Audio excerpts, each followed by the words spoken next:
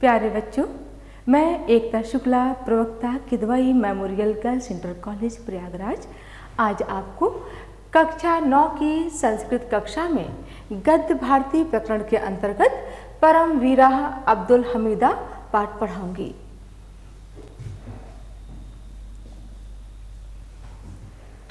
बच्चों, इस पाठ का जो अंक भार है वो है 2 धन 5 धन 4, अर्थात 2 नंबर का आपका संदर्भ आएगा। उसके बाद 5 नंबर का गद्यांश का अनुवाद और 4 नंबर का सारांश। व्याख्यान परिचय हम आपको पहले बता देते हैं कि इस पाठ को हम कैसे पढ़ाएंगे। तो पहले पाठ्यक्रम बताएंगे, फिर उद्देश्य बताएंगे, पाठ का सारांश बताएंगे, गद्यांश की ससंदर्भ व्याख्या बताएंगे, गद्यांश में प्रयुक्त कठिन शब्दों के अर्थ पर चर्चा करेंगे और अंत में आपको अभ्यास प्रश्न बताएंगे। पाठ्यक्रम, जैसा कि आप जानते हैं कि आपका पाठ्यक्रम जो है संस्कृत का वो 4 खंडों में विभक्त है। संस्कृत गद्य भारती, संस्कृत पद्य पीयूषम, संस्कृत कथा नाटक कॉमेडी तथा व्याकरण। आपको इसी के अंतर्गत अपना अध्ययन पूरा करना होता है। फिर आता है उद्देश्य। कोई भी पाठ जब आप पढ़ते हैं तो उसका उद्देश्य जानना अति आवश्यक होता है। तो क्या है इस पाठ का उद्देश्य कि पाठ के वाचन को समझना, परमवीर अब्दुल हमीद के विषय में जानकारी प्राप्त होगी, देशभक्ति एवं समर्पण की भावना के प्रति आप जागरूक हो सकेंगे और कठिन शब्दों के अर्थ से परिचित हो सकेंगे। अब आता है पाठ का सारांश। पाठ का सारांश आपको मैंने पूरा विस्तृत लिखा हुआ है, इसको आप देख लीजिए। आप कई बार भी इसको देख सकते हैं, लेकिन मैं आपको संक्षिप्त में इसके बारे में थोड़ा बहुत बताती हूँ। अब्दुल हमीद का जन्म उत्तर प्रदेश के गाजीपुर जिले में, ये वर्तमान में गाजीपुर जिला है, वहाँ के धुमुआपुर नामक ग्राम में एक साधारण से मुस्लिम परिवार में हुआ था।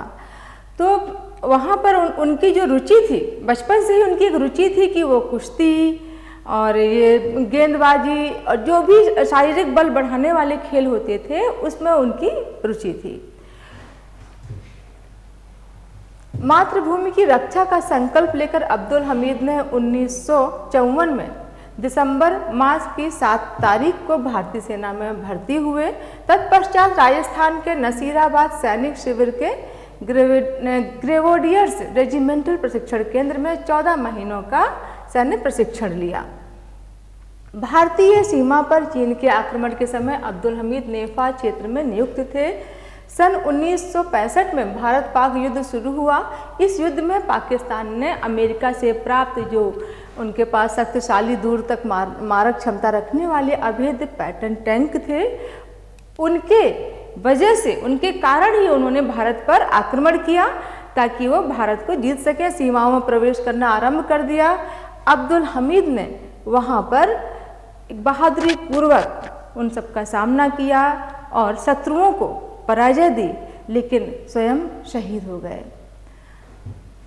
उसके बाद भारतीय प्रशासन ने उनको जो सेना का सर्वश्रेष्ठ जो सम्मान होता है परमवीर चक्र से सम्मानित किया।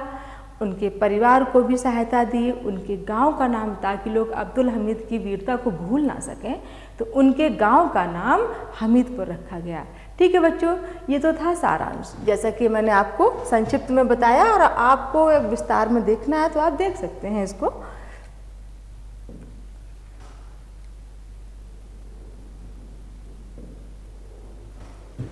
संदर्भ, जब हम आपको पाठ पढ़ाएंगे, कोई भी पाठ, जब ये अब्दुल हमीदा, परम वीरा अब्दुल हमीदा ये पाठ का नाम है, तो जब कोई भी पाठ आप पढ़ते हैं तो उसमें जो कठिन शब्द होते हैं उनको जानना अति आवश्यक होता है। उसका संदर्भ, पाठ का पहला प्रश्न यही है कि संदर्भ क्या होगा।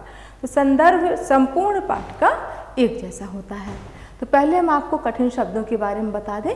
विलक्षणा नाम आश्चर्यजनक, प्राक्तना पहले की, समीहितम इच्छा की, उपारोत शीत रोक दिया, परिरक्षितुम बचाने के लिए, प्लावितम भर देना, वीर पुंगवस्य श्रेष्ठ वीर का, मोहम्मदीय मुस्लिम याष्टि चालनादिषु लाठी आल चलाने में साक्ष्यम सामना आधायनी धारण करने वाली तूण में शीघ्र ही लवपुर अर्थात जो वर्तमान में लाहौर है नाकम स्वर्ग को तनुकम थोड़ा स्मारयन स्मरण करते हुए नृत्युना मृत्युना मृत्यु का नाच प्रक्षिप्पन फेंकते हुए विनाशिता नष्ट कर दिया विरावम बोली को न्यायपाति गिरा दिया तदधि लक्ष्य उसे लक्ष्य करके पुष्कल मूल्यम अधिक मूल्य वाला पुष्टिमगात पुष्ट हुआ जन्मभूमि के अप्रेण दूसरे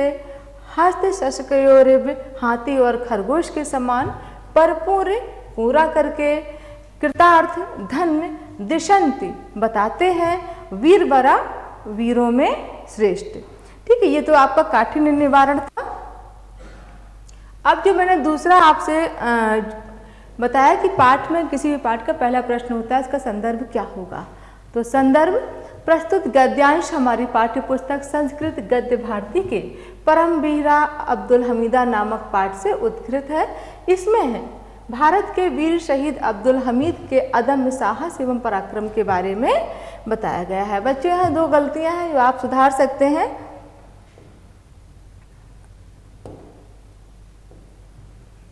ये अब्दुल हमीदा है, ये अब्दुल हामिद जो टंकर संबंधी इसमें अशुद्धि है इसको आप ठीक कर लें। दूसरा इसमें यहाँ पर बिंदी होगी। ठीक है बच्चों, तो ये तो आपको संदर्भ क्लियर हुआ। अब आते हैं हम अपने पाठ पर।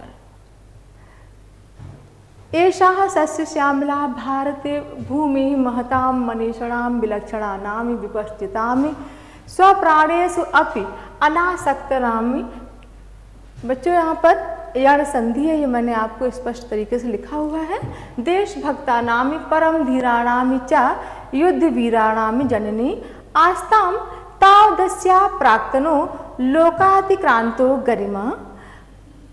इसका मैं आपको अब जैसे मैंने वाचन किया, अब मैं इसका आपको अर्थ बताती हूँ कि सस्य श्यामला भारत की इस महान भूमि पर ऐसे विद्वानों विलक्षण बुद्धिमानों अपने प्राण की रक्षा न करने वाले वीरों ने परम धीराणाम परम धीर युद्ध वीरों ने जन्म लिया है।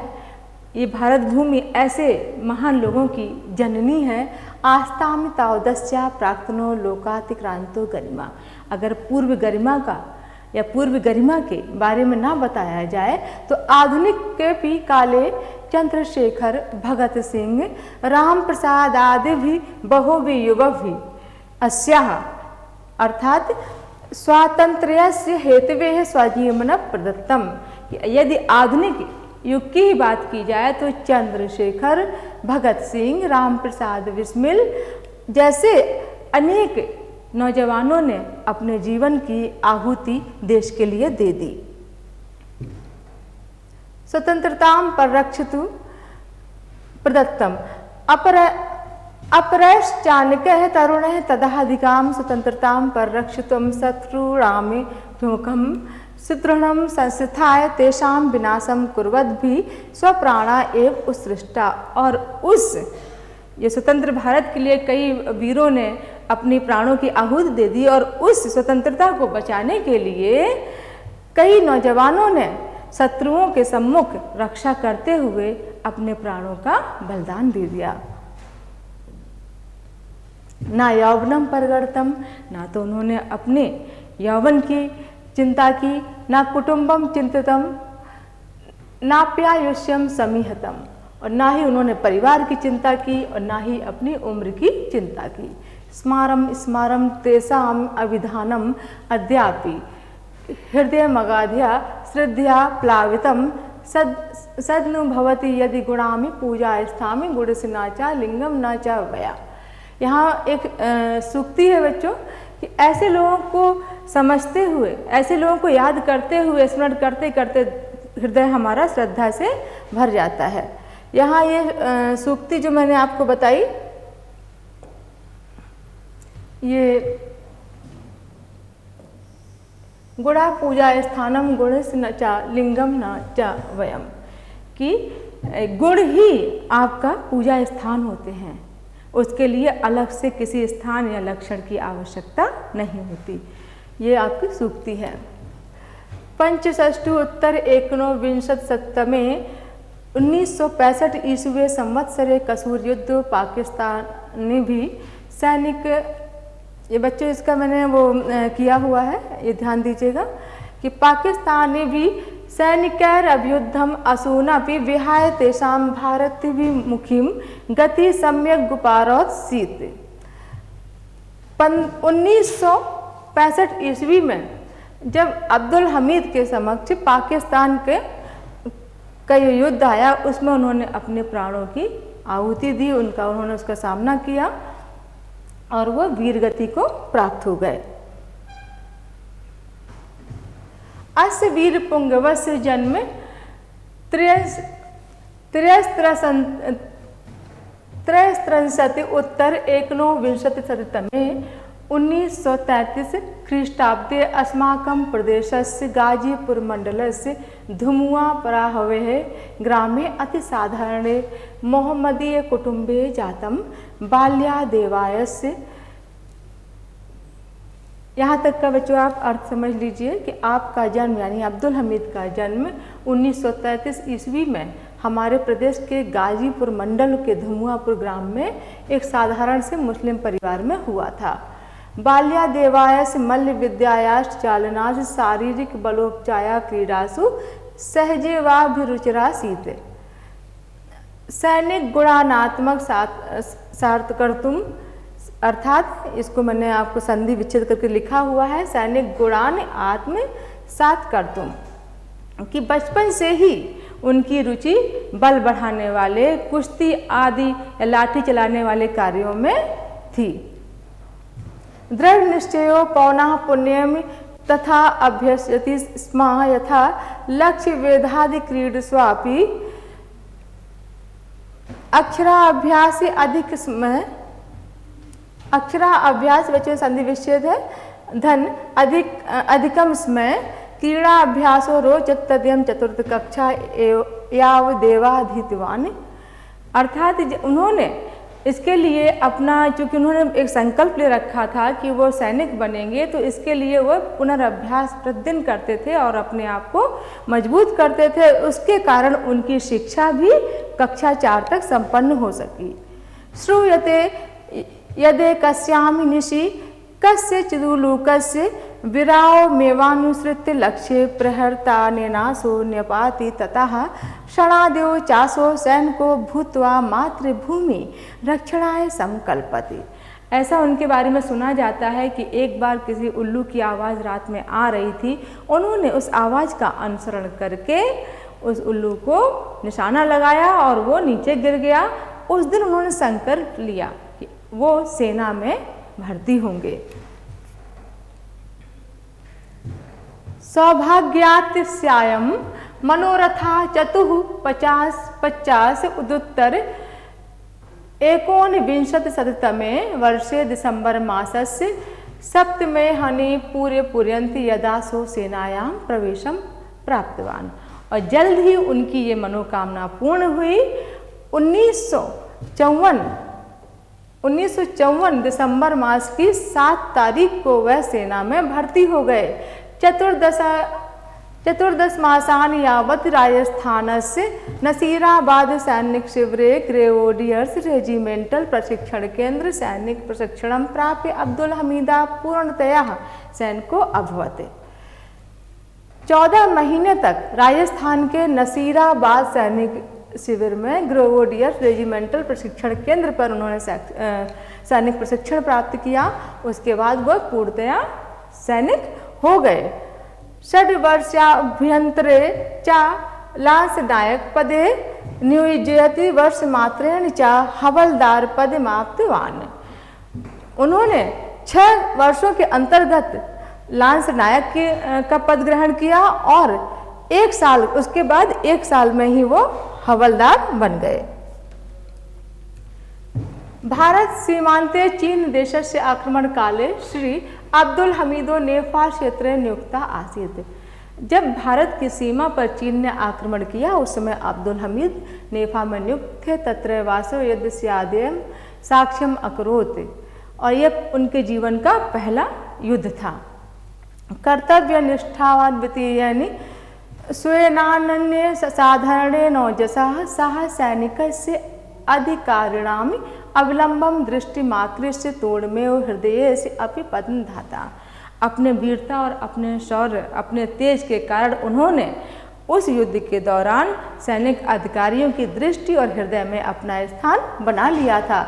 मातृभूमि कृते प्राणनापि मुच्यतो में चेतोना तनुकमपि व्यथिष्यते प्रत्युत प्राप्य तादृशम सुयोगम परा मुदमेव अपत्स्यते इति नैकिधासो स्वामित्राणि अचिकयते।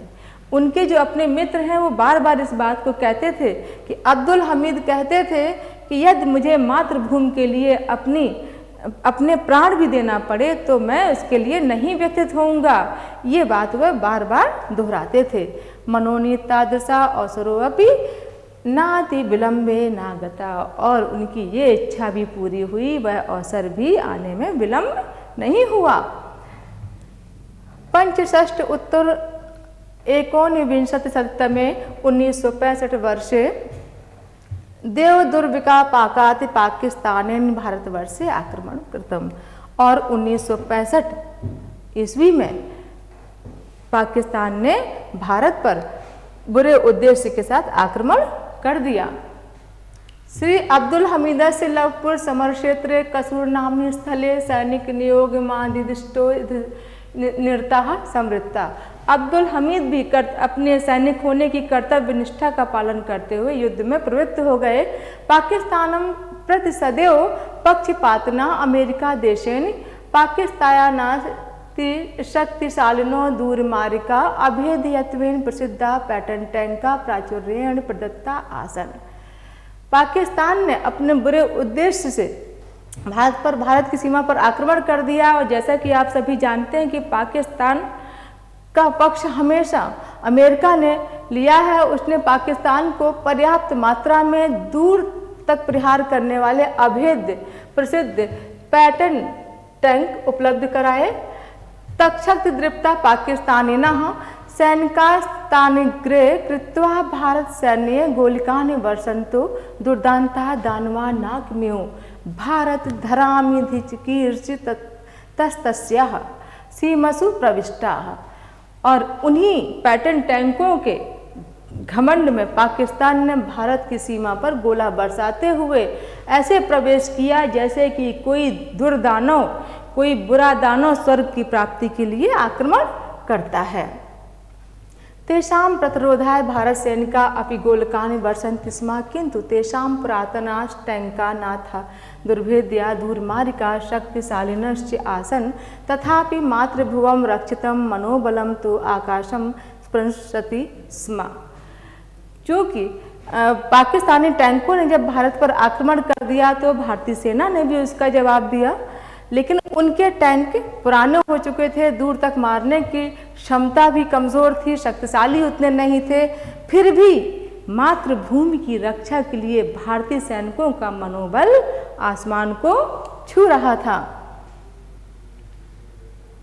क्रिया सिद्धम साध्य भवति महताम नोपकरणे इति भृंस विश्वसंतः तेषामात्मा कार्यवाह साधेयम देह वा पातेयम इति मुहुर्मुहुः सूराभ्यस्ते समय वर्तमानो हतो वा प्राप्स्यसि स्वर्गम जित्वा वा भोक्ष्यसे महीम इति भगवतो वाक्यम स्मार्यम तेषां मनसि पैटर्न टैंकादापि गरीयसि दृढ़ताम उपाबध्नाति।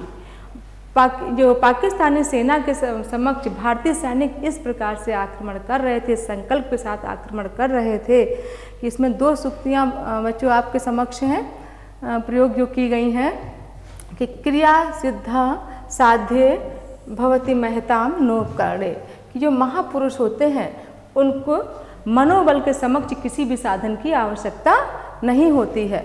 दूसरा,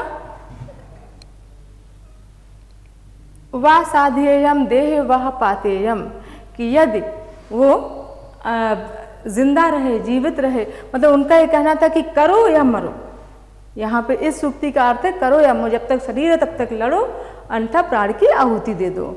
और तीसरा ये आपके कृष्ण भगवान का जो गीता में उपदेश है वो भी यहाँ पर दिया गया है कि हतो वह प्राप्स्यसि स्वर्गम जित्वा व भोक्ष से महिमम, कि यदि हम प्राणों की आहुति देते हैं, यदि हमारी मृत्यु होती है तो हम स्वर्ग प्राप्त करेंगे, और यदि हम जीवित रहते हैं तो धरती पर भोग करेंगे।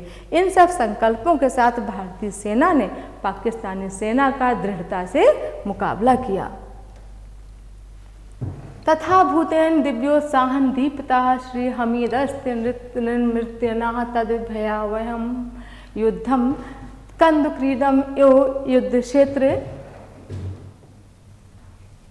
क्षेत्रम क्रीड़ा क्षेत्रम गोलक जातम कंदकम्यो मान्यमानो जीप वाहन मारूढ़ पैटर्न टैंका नाम छायायाम अग्रेसरन पाकिस्तान सैन्यम उपरोधम तेषाम टैंकेश गोलकानि प्रशिक्षम अभिमुखमागतः टैंकर रक्षते रिपुसैन के हमीदस्य जीपयानम शत त्रयहस्त दूरम दृष्ट तदि लक्ष्य च महाभीषणो गोलक्षेपः कर्तुमारब्धः तक्षणमेव हमीदेन विद्युद्गत्या हस्तगोलकम प्रशिक्षणम सह टैंको विनाशितः। अब्दुल हमीद ने तो जैसे संकल्प ले लिया था कि वो मृत्यु का नाच में जो हो रहा है उसमें शामिल होंगे, वो मृत्यु के नाच में शामिल हो गए। और इस भयावह युद्ध में वह कंदुक क्रीड़म, एक गेंद के समान उसको खेल रहे थे और युद्ध मैदान को क्रीड़ा क्षेत्र समझ रहे थे, गोलों को गेंद समझ रहे थे। और पैटर्न टैंकों की छाया में वह जीप पर अपने आरूढ़ होकर उन टैंकों के सामने, शत्रुओं के टैंकों के सामने आ गए। जब उनको शत्रुओं ने देखा तो पहला गोला जब उनके ऊपर टैंक से दागा, शक्तिशाली गोला, तो विद्युत जैसी तेजी से उन्होंने उसको व्यर्थ कर दिया, वह टैंक ध्वस्त कर दी। फिर दूसरे टैंक ने प्रहार किया, उसको भी ध्वस्त कर दिया। लेकिन तीसरी टैंक ने पीछे से उन पर आक्रमण किया। तद दृष्ट्वा अपरेण पाकिस्तान हमीदस्योपरि कृतम किंतु वीरोत मेनाने में सोएब हस्त गोलकन तथो ध्वंसा नीता। अर्थात दूसरे टैंक ने, या पाकिस्तानी सेना ने देखा कि इस तरह से वीर इस तरह युद्ध कर रहा है, वो भी आश्चर्यचकित थे। उन्होंने दूसरा गोला किया तो उन्होंने अब्दुल हमीद ने उसको भी ध्वस्त कर दिया।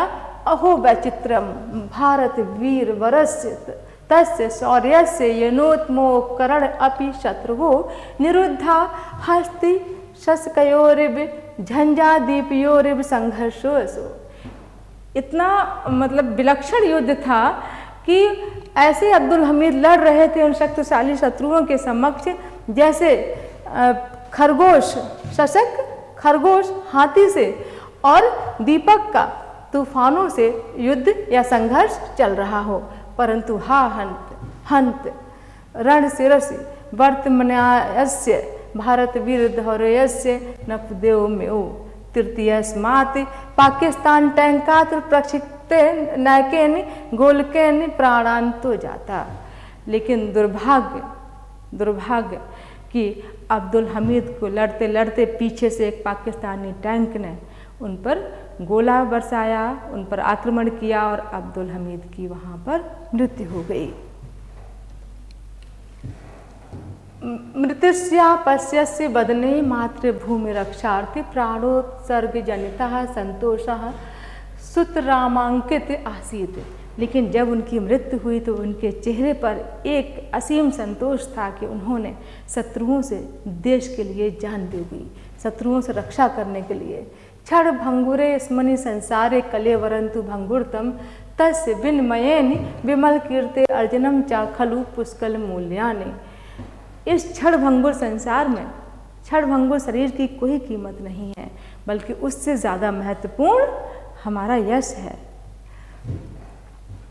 परम वीरेणानेमि निसंदिग्धम प्रमाणतम यति स्वल्पो उपकरणे रेव स्वजसा महारति कार्याणि यह संपादयन्ते ता एव महान्तो नातु साधन संपन्ना।